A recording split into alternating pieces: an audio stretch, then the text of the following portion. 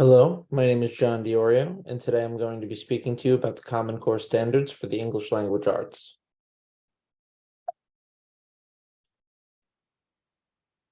First, I'd like you all to check out this Padlet I made. It's a little wall, like a Facebook wall, where you'll be able to post, what do you know about Common Core standards? It's a way for me to assess what you know now and how we can tie into our goals at the end. All right, so take a minute, complete that for me, please.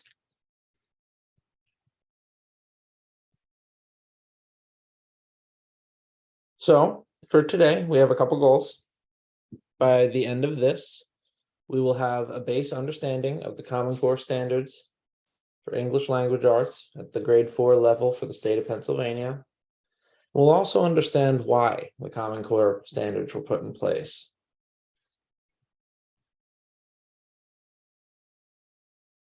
Purpose of the standards is detailed in the video below, and we can watch that briefly. Unfortunately, I cannot open the video because it will make my screen stop sharing. In the video, it details the way the Common Core standards as a staircase. And they frame it such that they want a similar staircase for everyone, but differences along the way. And what I mean by that is standardized competencies for for all grades K through 12. So they have certain goals they want to reach for the students by the end of each year. And then differences and nuance come in actual instruction, curriculum, and worksheets and stuff like that, textbooks used. From there, we'll move into the standards. They're split into 5 areas.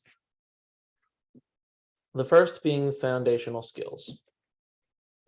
In foundational skills, students will be working on things and patterns that build the relationships of language. Here, they've been working on this for the first few years of grade school and should have a reasonably have a good understanding of it at this point, although modifications may be needed for certain students. They should be able to recognize patterns and sounds and build them and understand those relationships. While reading, they should also be able to self-correct and use grade appropriate vocabulary. Next, you move from the base mechanical elements of the language into reading about information. So they're reading, but they're not really analyzing at this point. They're reading, and they'll be able to use evidence to explain the plot, perhaps use a plot diagram or introduce plot diagram or plot elements, and they'd be able to make some inferences, compare and contrast things, topics.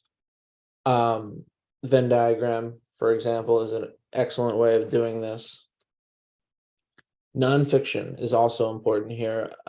Informational texts such as science and other stuff can be doled out this way. And it offers interdisciplinary opportunities for students to learn. Furthermore, as they go into reading more literature-based things, they want to move in from more sequencing ideas to analyzing ideas. In this realm of ideas, they'll be able to determine the themes, main ideas, other deeper, more abstract aspects of a text, character analysis, settings, and understand the differences in the types of stuff they'd be reading.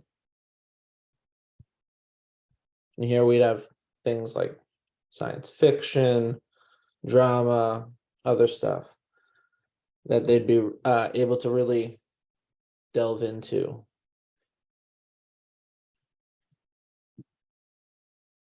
In the 4th standard, it focuses on writing. Students here will be able to understand the basics of academic writing and work to build and introduce their ideas based on the analysis that they were doing under the previous standard. In addition, mechanical stuff such as punctuation, grammar, and usage will all should be on grade level. Here, things like grammar edits are useful, creative writing, journaling, and book reports are also a good way of incorporating all of these things. Finally, and fifth, we have speaking and listening. Here, students will be able to analyze what they listen to and report back on topics or texts in a keen manner. They'll be able to distinguish between formal and informal language, such as slang and other things like that. And they'll be able to put text into their own words. Fostering critical thinking at this age is so important as they move into the middle and towards the upper grades and more heavier academic writing is introduced. If they're able to do these things, then they should not have a hard time as they move towards high school. Though modifications may need to be made depending on the student.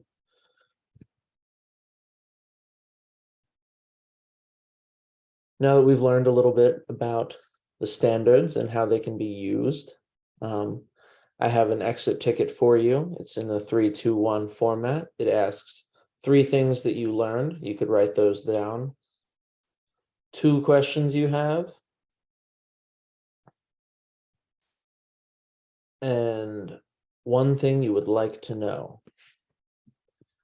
After that, I will collect them, and hopefully from here, I'll be able to work with you all as I get to know the students and work with them more and collect more data from assessment, classwork, and homework in order to build that relationship and cater to their best needs. Again, you can email me at teacher@school.org, and I usually like to have my emails answered within 24 hours.